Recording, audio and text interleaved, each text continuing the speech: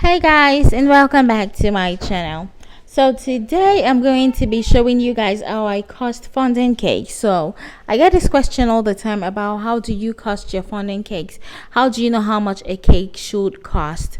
Usually when a customer wants a cake, they send you a picture. So when you see a picture of a cake, how should you know how to cost it? How would you be able to tell, especially a cake you haven't made before? And most times they're cakes you haven't made before. How would you be able to tell how much this particular design should cost?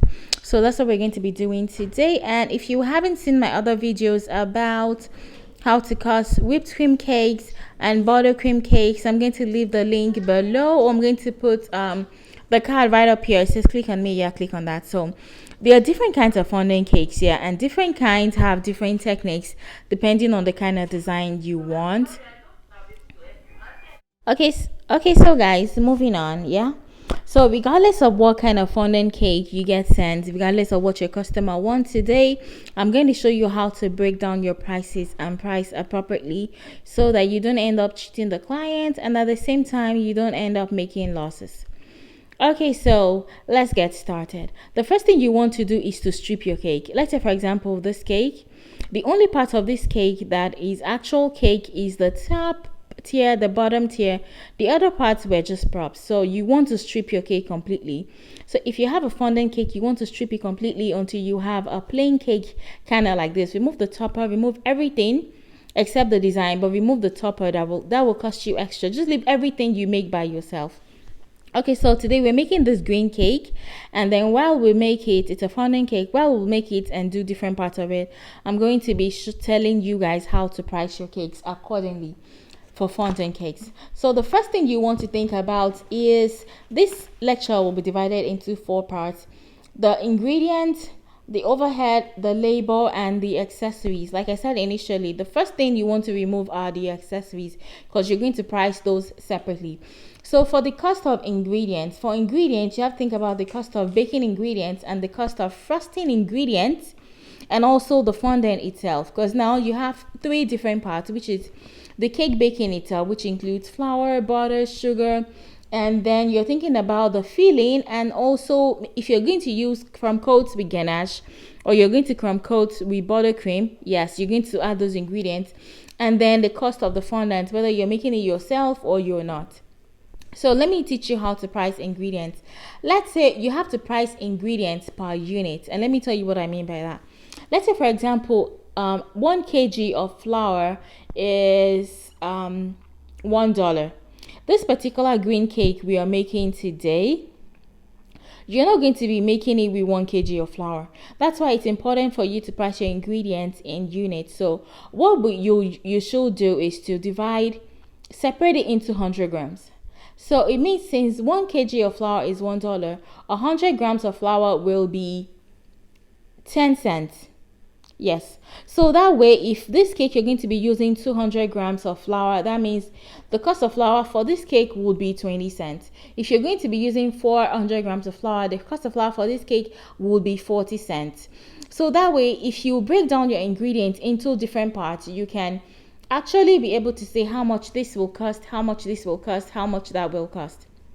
Okay, so you're going to do this for the baking ingredients like flour, butter, sugar, all of those. You're also going to do it for what you're going to use to fill the cake and also crumb coat. For the case of this cake, I'm just going to be filling it with buttercream and then crumb coating with some ganache. So for example, in this cake, I'm going to be using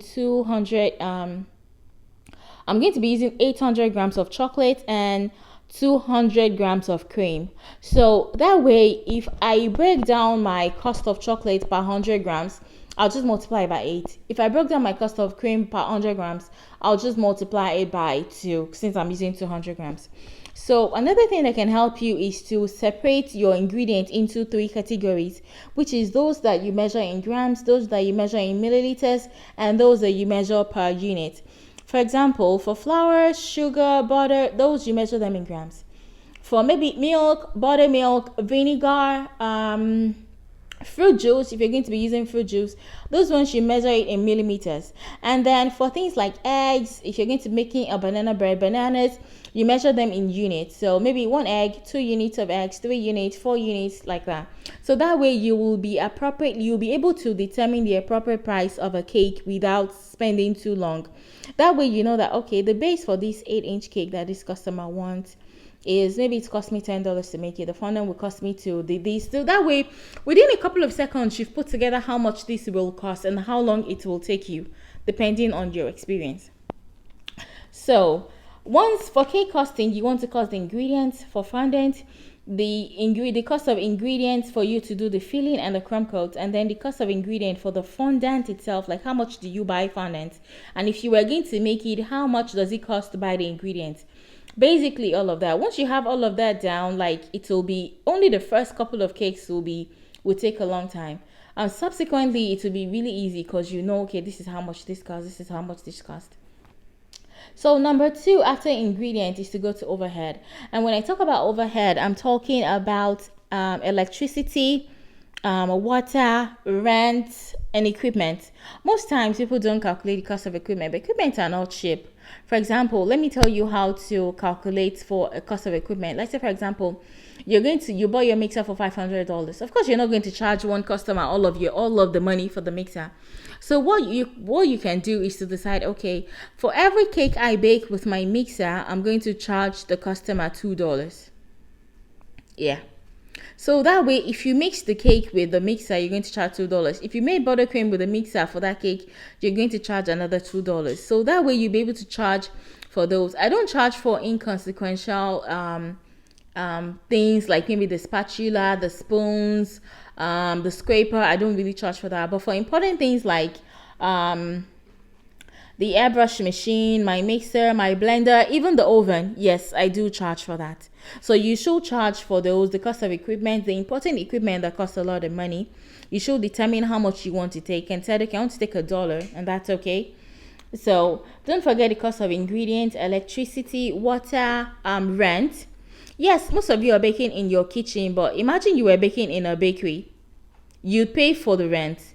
Yes, you're baking in your kitchen. Yeah, you'd pay for the rent, and this is the work you do. If you worked in a bakery, they'd pay you, and you'd go back home to pay your rent. But in this case, your kitchen is your bakery, so you should include the rent in how much you charge. And it's not like you're going to charge one customer. You can decide, okay, since I live here as well, the rent for my kitchen will be, maybe the old house is $10,000.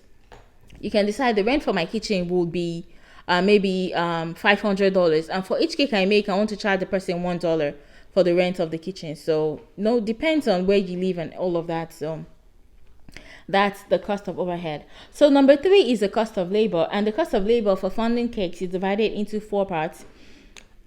The first part is the mixing time. So how long did it take you to mix? So I charge for that. Usually for a cake like this, to mix it and to pop it in the oven can take me more than 10-15 minutes. So then number 2, the baking time, the time is spent in the oven. I don't usually charge for baking time because my rationale is, some bakers do that, but I don't. My rationale is, since I'm already charging for using the oven, what am I charging for baking time? It's not like I'm sitting with the cake in the oven, or I can't do other things while the cake is in the oven. Do you get? So I don't exactly charge for baking time, but it depends on what city you live and how expensive the cost of living is where you are. So you can determine if you want to charge for baking time or you don't want to. So number 3 is the frosting and crumb coating time. So the time it takes you to put buttercream in between your layers, to put the filling you want in your cake, and then to ganache it. Yes, a cake like this usually takes me around 20-30 minutes to ganache. So you want to factor that time into labor cost. And the last but not the least is the time to add fondant onto your cake. Fondant is very labor intensive. You first have to knead it and then roll it and then put it on top of the cake and then smoothing and then cover the cake board. A lot of things goes into making fondant cake. So you need to factor those times into the labor cost. So the labor cost consists basically of the mixing time, the baking time, the frosting and crumb coat time, and then the time it takes you to make the fondant. So That's the labor cost. And the labor cost can, another way to determine the labor cost for you would be to say, okay, a cake like this, every time, the whole time it will take me to make a cake like this will be maybe 2-3 hours. And then you can decide, okay, the city I live, the minimum wage is $10. So you can decide, okay, 10 times 3 basically, or 10 times 4, depending on how many hours it takes you. And you don't have to charge minimum wage. You can charge more than that depending on your skills. Just be realistic with yourself, and ask yourself, would you pay this amount for this cake? And if you wouldn't, sometimes that's not a very good question to ask when pricing cakes, because there are some cakes you make yourself as a baker that even you cannot afford. So you should remember that when pricing cakes and decide that, okay, this is my level of skills. Is this fair enough to give this customer at this price? Okay, so the number 4 thing to remember are the accessories of the fondant cakes. Fondant cakes are very labor intensive. Like for me, like I feel like they're a labor of love, and for you to know how to do them and you've mastered them over the years, you deserve to be paid well for it. So I like to separate the cost of accessories, because sometimes you make the toppers yourself with fondant. Sometimes you can order them. Sometimes you order some and do some part of it. For example, if you're trying to make a bunch of dollar notes, for example, you'll take one edible print dollar note and then cut out some fondant to be able to paste it on so it can look like, a bunch of dollar notes and everything. It takes some time, so you need to be able to say, okay, if I'm going to spend an hour making the accessories of this cake, I'm going to charge for this. So remember, when you're charging, to charge separately for accessories, because some of them you bought them, so you're going to put the amount you used to buy them separately and then add it to the final cost of the cake. Like if you're buying a topper, if you're buying those butterflies, or if you're buying those those things, the spray and stuff. So, but one thing to remember is that it's important to know how much the people around you charge, because that's very, very important. And it's important to know the cost price in your city. Let me give you an example. So if I decide to charge, okay, for the rent of my kitchen, if I said, okay, for every customer, if I lived in Nigeria, I can say, okay, for every customer that bakes from me, I'm going to charge them $2 for my kitchen. You can't do that in America, because if you're in America, the rent you were paying in Nigeria is probably maybe per year is probably $1,000. Yeah. If you're in America, that's just your monthly rent. So you need to be able to factor those things into how much you are charging.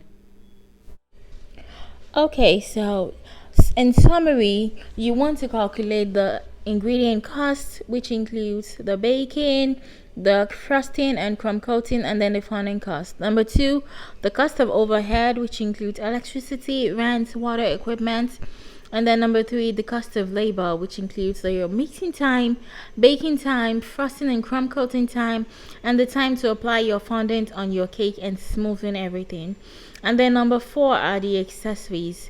What kind of accessories on your cake you want to include, that parts, whether you make them yourself or you have to buy them. So I hope this video is simple enough, because I took my time to kind of outline everything so you guys can understand it and stuff. And if you have any questions, just leave it for me in the comment section below. Thank you guys for always watching my videos, and please give me a thumbs up and subscribe to this channel. Love you guys. Bye.